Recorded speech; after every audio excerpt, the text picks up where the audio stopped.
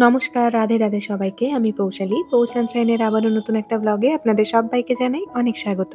আশা করি আপনারা যে যেখান থেকেই আমার ভিডিওটি দেখছেন সবাই খুব ভালো আছেন আর সুস্থ আছেন। এই সময় যে ভিডিওটা দেখতে পাচ্ছেন, এখন না খুব একটা বেশি ঠান্ডা পড়েনি আরকি। আর সকালবেলা কাজ করতে, করতে বেশ খানিকটা গরম লেগে গিয়েছিল। তাই ভাবলাম সকালেই শ্যাম্পু করে নেই।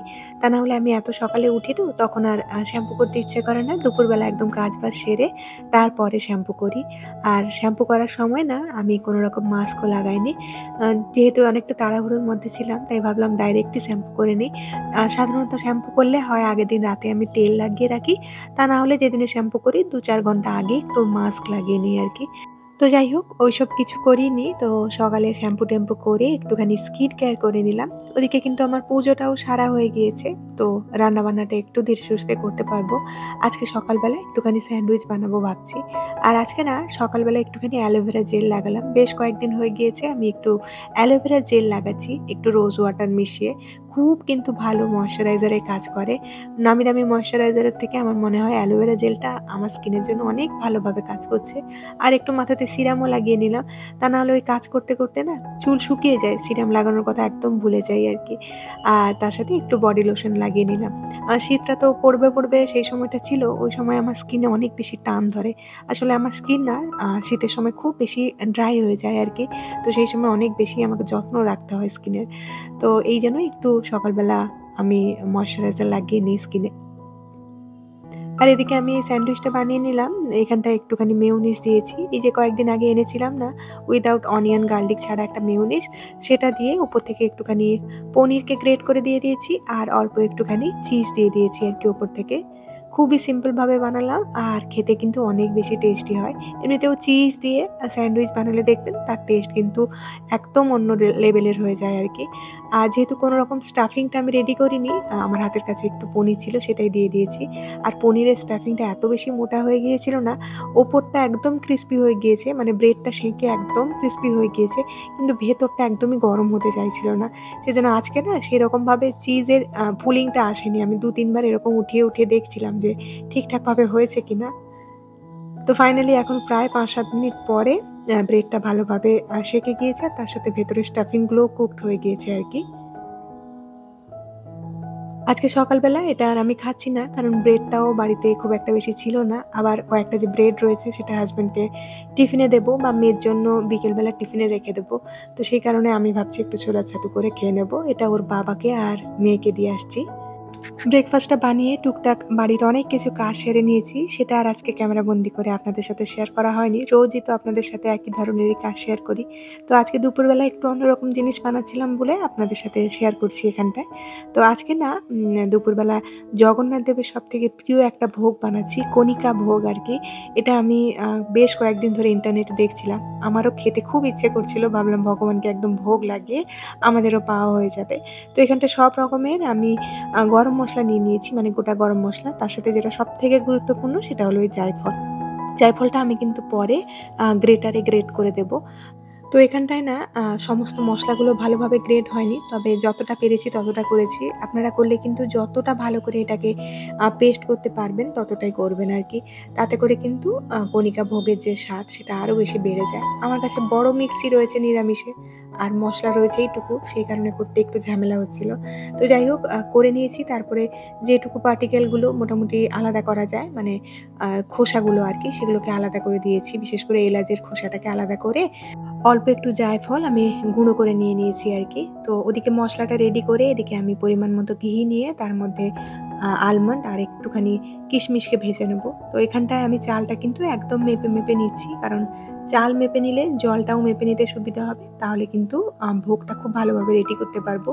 চালটা কিন্তু খুব একটা বেশি ধোবো না। কারণ গোবিন্দভোগ চাল না বেশি ধুয়ে ফেললে তার সুগন্ধটা বেরিয়ে যায়। সেটা যতটা পেরেছি পরিষ্কার করে ১-২ বারের মধ্যেই আমি ধুয়ে নিয়েছি আরকি। ১ থেকে ২ বার আমি জলটা বের করেছি। তো ওটা রেখে দিলাম সাইডে। এদিকে আমার আলমন্ডগুলো ভাজা হয়ে গিয়েছে আর কিশমিশটাকেও ঝটপট ভেজে নেব। কিশমিশ কিন্তু ভাজতে খুব একটা সময় লাগে না। যেহেতু তেলটা গরম ছিল মোটামুটি কয়েক সেকেন্ডের মধ্যেই তুলে নিয়েছি, তা নাহলে পুড়ে যেতে পারে।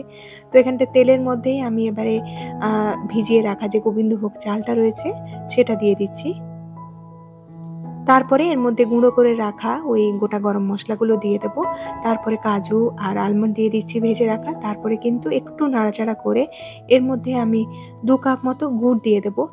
এই রেসিপিটা কিন্তু মানে এই ভোগের রেসিপিটা নাড়াচাড়া করা হয় না। মানে যেরকম রয়েছে ওরকমভাবে দিয়ে জল দিয়ে দিতে হয়। তবে আমি একটুখানি নেড়ে দিচ্ছি আরকি। অনেককেই দেখছি উনারা কিন্তু এটাকে একদমই নাড়াচাড়া করছেন না। সবকিছু দিয়ে, জল দিয়ে তারপরে একবার নেড়ে একদম ঢেকে রেখে দিচ্ছে। তো হালকা একটুখানি নাড়াচাড়া করে এর মধ্যে আমি প্রায় ৩.৫ কাপ মতো জল দিয়েছি আরকি। মানে ২ কাপ চাল নিলে ৪ কাপ জল এরকমই পরিমাপে দিয়েছি আরকি। তারপর ওপর থেকে একটুখানি স্যাফরন দিয়ে দিয়েছি। তারপরে এটাকে আমি ঢাকা দিয়ে চলে এসেছি একদম লো ফ্লেমে ১০ থেকে ১৫ মিনিটের জন্য। তো আজকে আমি বাড়ির অনেক কাজকর্ম করেছিলাম। তার মধ্যে এই একটা কাজ এখনো অবধি পেন্ডিং রেখে দিয়েছিলাম। তো অনেকদিন ধরে করিনি, ভাবলাম অ্যাকোয়ারিয়ামটা আজকে একটু পরিষ্কার করে নিই। খুব বেশি নোংরা হয়েছিল। তো আজকে একদম জল পাল্টে দেব। প্রায় ২-২.৫ মাস হয়ে গিয়েছে অ্যাকোয়ারিয়ামের জলটা না পুরোপুরিভাবে পাল্টাইনি। আমরা তো মাঝে মধ্যেই করি, আপনাদের সাথে হয়তো শেয়ার করেছি। আর্ধেকটা জল বের করে দিই, আবার তার সাথে আর্ধেকটা ফ্রেশ জল মিশিয়ে দিই আরকি। তো আজকে আর সেটা করব না। ভাবছি আজকে সমস্ত কিছু একদম ক্লিন করে নিই। এই দুটো বড়, বড় অ্যাকোয়ারিয়াম হওয়ার পরে না অ্যাকোয়ারিয়ামগুলো পরিষ্কার করতে একটু ঝামেলা হয় বটে। যখন ছোটটা ছিল এই যে আগেরটা, তখন কিন্তু আমি ১ সপ্তাহ ২ সপ্তাহে পরিষ্কার করে নিতে পারতাম। তবে এখন সেটা করতে অনেক বেশি কষ্ট হয়। কারণ এখন যেহেতু বড়টা হয়ে গিয়েছে, পাথরগুলো বের করে সবকিছু একদম সার্ফে ভালো করে ডুবিয়ে ঘষে, ঘষে ক্লিন করতে হয়। মানে একেকটা পাথরকে ধরে, ধরে ক্লিন করতে হয় আরকি। আর যেহেতু অনেকদিন ছাড়া, ছাড়া করি তো সে কারণে একটু বেশি ময়লাও জমে যায়। একদম দেখুন জলটা কালোই হয়ে গিয়েছে। তো যাই হোক এখানটা আমি পরিষ্কারও করে নিচ্ছি। তবে জানেন কি আজকে একটা আ যে বাজে ঘটনাটা আমার সাথে ঘটলো সেটা হলো মাছগুলোকে যখনই আমি ট্রান্সফার করতে গিয়েছি না, মানে 2nd টাইমে পরিষ্কার জলের মধ্যে দিতে গিয়েছি, তখন একটু টানাটানি হয়ে গিয়ে মাছের একটুখানি লেজটা আমার হাতে চলে এসেছিল আরকি। খুবই সামান্য, মানে আমি দেখতেও পাইনি। তো এত ছোট মাছ না এই ধাক্কাটা মনে হয় নিতে পারেনি। কিংবা জল যে পাল্টেছি সেটার হয়তো ওয়েদার চেঞ্জটাও নিতে পারেনি। একটা মাছ সন্ধ্যাবেলা দেখছি যে নেই আরকি আমাদের মাঝখানে। এত বেশি খারাপ লেগেছিল। পরের দিনই গিয়ে আমরা আবার তার একটা সাথীকে এনেছি। আমার থেকে বেশি আমার হাসব্যান্ড না এই সমস্ত জিনিসে খুব বেশি এফেক্টেড হয় আরকি। ও যদি দেখে যে মাছটা একা রয়েছে না, ও সমস্ত কাজবাজ ছেড়ে আগে মাছের সাথীকে আনতে যাবে আরকি। তো সন্ধ্যাবেলা ও তো অফিস চলে গিয়েছিল। না আমিও এতটা খেয়াল করিনি। প্রায় রাত 10:30টার দিকে আমাদের দুজনেরই চোখে পড়ল যে একটা মাছ ভেসে রয়েছে আরকি। তো যাই হোক তখনই আমরা ভাবছিলাম যে তখন কি কিছু প্রবলেম হলো জল পরিষ্কার করতে গিয়ে? তো সেই সময় আমার হঠাৎ করে মনে পড়েছে যে মাছটাকে আমি যখন জলে দিই না তখন একটুখানি মাছের লেজটা আমার হাতে চলে এসেছিল আরকি। তো যাই হোক এখানটায় জলের মধ্যে আমরা ওষুধটাও দিয়ে দিলাম। তারপরে একে, একে করে মাছগুলোকে ছেড়ে দিলাম। ছোট বাটির মধ্যে মাছটাকে রেখেছিলাম না, অনেক বেশি কষ্ট পাচ্ছিল। সেই কারণে একদম জলটা চেঞ্জ করার সাথে সাথেই দিয়ে দিয়েছি। আরো একটা জিনিস কি হতে পারে বলুন তো? হয়তো জলের টেম্পারেচারটা ওই সময় ওরা একদমই টলারেট করতে পারেনি। সেই কারণে হয়তো একজন কোলাপস করে গিয়েছে। তো আমাদের এত বেশি খারাপ লাগে মাঝে মধ্যে এই সমস্ত জিনিস হলে। তো যাই হোক কিছু করার নেই। এই সমস্ত ছোট প্রাণগুলোকে অনেক সাবধানে হ্যান্ডেল করি। তারপরেও যখন এই ধরনের জিনিসগুলো হয় না, তখন একটু বেশি কষ্ট হয়। তো এখন গাছগুলোকে আমি বাইরের একেকটা করে নিয়ে যাচ্ছি বাথরুমের ভেতরে। অনেকদিন হয়ে গিয়েছে গাছগুলোকে স্নান করানো হয়নি। তো আজকে ভাবছি একটা রোয়ে সমস্ত গাছগুলোকে একটু স্নান করিয়ে দেবো। আবার ২-৪ দিন পরে সময় করে আরেকটা রোয়ের গাছগুলোকে ধরবো। এখন আর সমস্ত গাছ এনে করতে পারি না। কারণ বাড়িতে এমনিতেও অনেক বেশি গাছ হয়ে গিয়েছে। আমার কাছে এখন প্রায় ৬০ থেকে ৭০ টার কাছাকাছি টব রয়েছে আরকি। সমস্ত টবেই আলাদা, আলাদা গাছ লাগানো রয়েছে। কয়েকদিন ধরে নতুন, নতুন গাছের কালেকশন দেখেও না ভয় আর নিতে পারছি না। কারণ সামনেই আমাদের যাওয়া রয়েছে। তো গাছগুলোকে কার হাতে দিয়ে যাবো বলুন? তো ভাবছি ওখান থেকে ফিরে এসে আরো ২-৪ টা এক্সোটিক গাছ নেবো। আর এখানটায় দেখুন প্রায় ১৫ মিনিটের মধ্যে আমি এটাকে কিন্তু বন্ধ করে দিয়েছিলাম। তারপরে ১০ মিনিট পরে খুলে দেখি একদম ভালোভাবে হয়ে গিয়েছে। তো ওপর থেকে একটুখানি ঘি ছড়িয়ে দিলাম। তারপরে এখন এটাকে একটু নাড়াচাড়া করে ভগবানকে ভোগ দিয়ে দেবো। আর এই ভোগটা যখন রেডি হয় না, সেটার সুগন্ধটা চারিদিকে ম করতে থাকে। এত বেশি ভালো লাগে যে মনে হয় প্রত্যেক দিনই ভগবানকে এটা বানিয়ে খাওয়াই। তো যাই হোক একদম রেডি হয়ে গিয়েছে। এখন যাচ্ছি ভগবানকে ভোগ লাগাতে, তারপরে আমরা প্রসাদ পাবো। তাহলে চলুন আজকের মতো ভিডিওটা এখানেই শেষ করছি। খুব শিগগিরই দেখা হচ্ছে নেক্সট আরেকটি ব্লগে। ততক্ষণের জন্য সবাই খুব ভালো থাকবেন, সবাইকে খুব ভালো রাখবেন আর নিজের যত্ন রাখবেন। আজকের ভিডিওটা কেমন লাগলো অবশ্যই জানাবেন। টাটা।